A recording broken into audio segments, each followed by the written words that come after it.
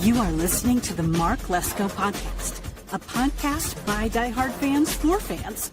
Mark covers all things Penn State football and the Pittsburgh Steelers, as well as anything related to the sports and fitness world. Tune in weekly to listen to a couple of dedicated fans talk about these topics without filters. Thank you for listening to the Mark Lesko Podcast. What's up, mateys? Welcome to the Mark Lesko Podcast. I'm your host, J. Rod, and this is Pirate Central. Whoa, what a great week we had. They took care of the Blue Jays, and then they came home and they took care of those Rockies. I mean, of course they should have. They were one of the worst teams pretty much in the entire century of the MLB. So we are absolutely off to a great start for the week. 5 out of 6, I will take that all the time. I mean, it's nonsense to this point. I mean, I know that we still have 30-some games left, but we could salvage it by trying to actually look competitive. And that's exactly what they did with this week. I mean, you're talking, what was the score? 5-2 for the first game. They kind of gave that one away. Like I said, they won that game last week, and then they lost 7-3 in the next, and then they won 2-1. Pretty awful game in terms of like how it was all scored, because I just know that it just kind of went back and forth. It was a well-pitched matchup, obviously, but there's something about how this team conducts themselves. It's nice to know they can win, but how they win and how it looks, it's just like they kind of sloth their way through that series, and the Blue Jays just didn't look like they were there to play. And listen, they have a 4 or 5 game lead over the Yankees in that division, so they can afford to lose a couple games. So that seemed like that was the case. And actually with the Rockies, they just owned everybody. I mean, they just 9-0, 5-1, 4-0. That's exactly how it should have gone in their first one. But Colorado's different. The elements and just how it works over there, it just makes it easier for you to get runs in Colorado. Like the air quality, whatever it is, it's just like the ball flies better. And with PNC, it's pretty straightforward. I mean, when you have a game like Friday night's game, I mean, Braxton Ashcraft having a really great start, and then Bubba Chandler, guys. I'm saving him for the next one, but seeing him finally in the majors, like, yes, that was about as good as it was going to get. So, yeah, taking care of business there. And with the second game, yeah, I mean, winning 5-1, Mike Burrows, everybody contributing, good offensive stuff. Jared Triolo finally getting somewhere with his bat. I mean, he needed to show up with his bat. We all know he's a good glove, but he needed to show up. I mean, and he did. So you look at today's game. I mean, Paul Skeens just doing what Paul Skeens does, just being a master. And, yeah, it's very important to see games like that from him. I mean, and for everybody to actually contribute. You know, the one inning was it. 4 runs, Jared Triolo 3-run home run, and I believe it was, I forget who doubled. I think it was Pham. Let me just double check that. So the box would be, Kiner Falefa doubled, and they won, and they scored 4 runs in the 4th inning. Yeah, and that's all you needed. Like Paul finally, 8-9, almost there to that 500 winning record. And again, having his ERA down to 2.07 with his whole career being what it is, he is basically in the top 5, top 3 in every major league category. And for the first 50 games of a career, he is pretty much in every single one of those numbers, every category. He is absolutely just being one of the most remarkable pitchers in the history of the game, knowing that there have been so many. I mean, off the top of your head, Nolan Ryan, Sandy Koufax, Walter Johnson, Randy Johnson, Greg Maddux. I mean, you're talking about everyone. Of course, I have to mention Pedro as well. Pedro Martinez. I mean, everybody. He is kind of in this category for now. I mean, he's only in his 2nd year, and he is on the verge of winning a National League Cy Young with a losing record potentially. Who cares? Because everything else, it's the only thing that is bad for him. Everything else is absolutely remarkable stuff. The fact that this dude does what he does on a daily basis, it's almost like how you can be gifted in so many different ways. Like, he stood in line so many times in the talent department when they were creating this guy. It's just crazy. I could not be happier to know that this dude starts his career out with the Pirates. And there's so many great names in the history of the franchise, but I can't think of a pitcher off the top of my head outside of like maybe Doug Drabek or potentially Elroy Face. I mean, there's like a handful of guys where it's like, yeah, they're kind of in the Hall of Fame for a reason, and they had their careers, and this dude is just mauling everybody down after season 2. I cannot imagine what the next team is going to do with him when he goes to the other team, but as of right now, he's a Pittsburgh Pirate, and he is just giving us gem after gem. So absolutely fantastic series for the week. You know, you look at all the players that have kind of improved as the series have gone on these last month. I mean, again, Jared Triolo finally finding a bat. I know that Cruz is still out with the protocol. Reynolds is finally picking things up for himself, finally. And there is Spencer Horwitz has been a pretty solid name for the entire season. I mean, IKF obviously is always fantastic for them. But yeah, I'd like to think that, little things here and there, like Davis sometimes can do some pretty awesome things with his bat, but he can't get a everyday looks. I mean, every other day it's Bart and him. And at this point, I don't just personally to see Henry Davis all the time. I know that you don't get to pick and choose who the pitchers want to catch, but I personally want to go that route where it's like, I just want to see Davis all the time. It's important for his development. I think that we just need to know what we have with the guy. And I know that his numbers are just abysmal. I know it's like 175 or something like that for his batting average, but the more he plays, the more exposed he's going to get.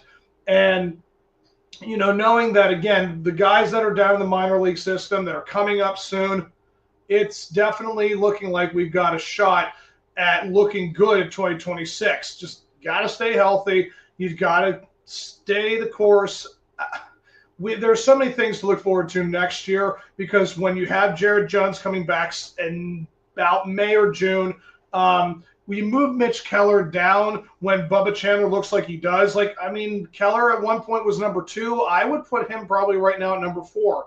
And I'm not saying Bubba jumps to number 2, but when Jared Jones comes back, I think in the names of the rotation, it would go Skeens, Jones, Chandler, Keller, and maybe Johan Oviedo. I mean, he had a very promising bounce-back game against, was that the Blue Jays? I think that was the game. Yeah, he had a fantastic game. So there's a lot of positives going into next season, but in the end, what you're looking for is, of course, lineup, and home runs. We need to have those two things be addressed immensely when it's the off season.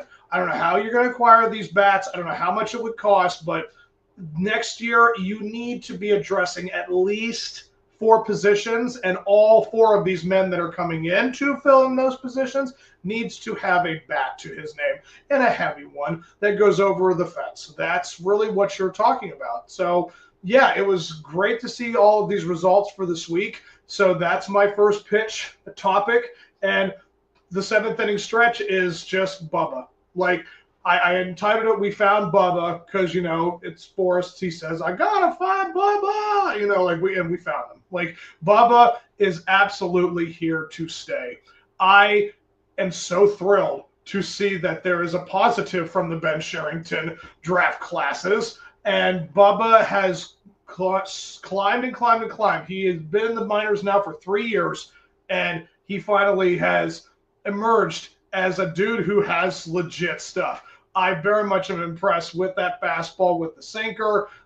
He definitely has got a lot of arsenal, options, and he gave everything in his repertoire. He very much showed that he is a force, and I very much like his energy. I saw his post-game interview after the game, and he just had the biggest smile on his face. You could tell that everything was meant to be good for him. And, you see family and friends. Always these guys get their debuts and they have their families out in the crowd and they're going crazy. And he had about 20, 30 support. I mean, that's definitely a kid who has a lot of love in his life. So, I mean, it helps a lot when you're going through these types of systems, especially in baseball. Like, people don't understand how difficult it is to get to the majors. Like, it's one thing for you to know that football, you need to be strong, you need to be fast, you need to be just determined. And with baseball, everything needs to click like on 7 different levels. Like when you're in high school, going to college, and then you get drafted, and then you go through their minor league systems, like all through the single, double, triple A, major. Like, it's just the process in which these guys have to go through. And now Bubba would be, I'm going to say 22, maybe 23, very, very young. He's around the same age as Paul Skeens. And then you see Jared Jones, who's around that age too. Young pitching, who is showing some real promise. I cannot stress enough how awesome it is to see this type of setup where a lot of these guys are under control for a couple more years and they're going to try to do things. And Bubba just absolutely owned it. Again, it was against the Rockies. It's the worst team in baseball. I mean, but their bats are pretty decent. Like, there's a lot of guys who actually have some pretty good numbers to themselves, like their OPSs and their OBPs. Like, they have a lot of good names. So, I mean, that's the Rockies' problem is their pitching. I think their pitching probably gives up 5 or 6, 7 runs a game. Like, it's historically awful. Like, if the Pirates, with their really good pitching, had the Rockies as lineup, I mean, I'd like to think the Pirates would be around 500. That's just what the situation is with that team.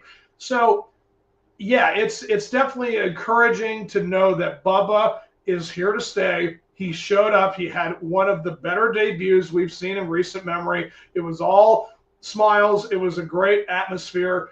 That's really what you shoot for. Like, you can't ask for a better debut than what that kid had in the bullpen.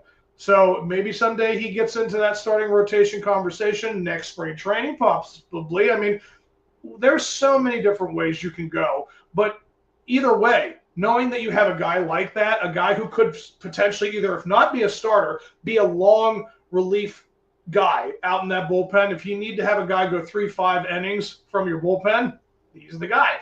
And it's encouraging. It's very much a positive. And again, how many times do we see it? I mean, once every 20 players do we see positivity with the Pirates. So it's encouraging. It's great to see for us and the fan base.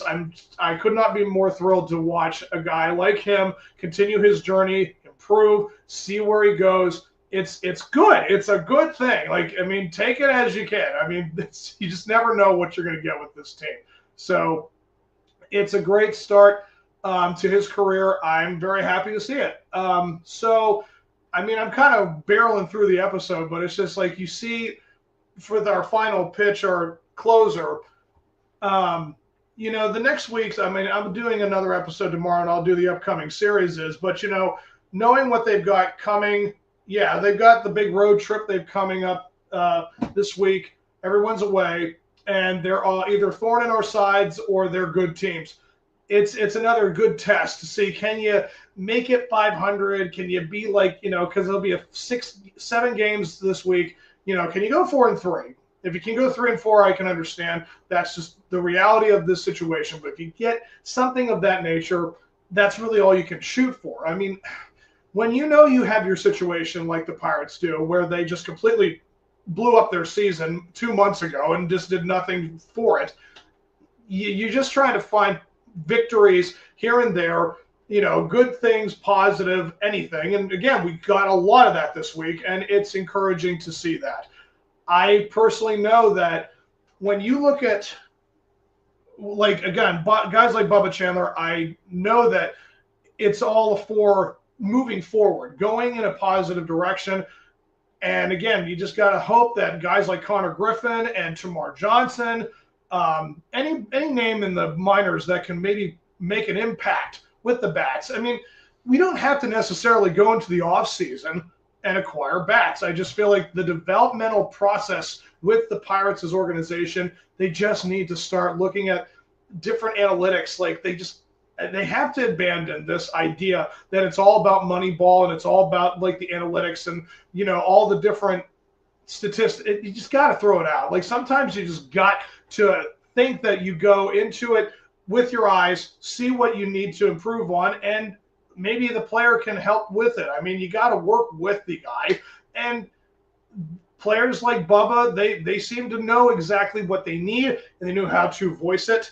And he apparently got to where he got with it. So I hope that, again, with the bats, you just need to keep finding ways to make these guys important, try to keep going with that in the positive direction.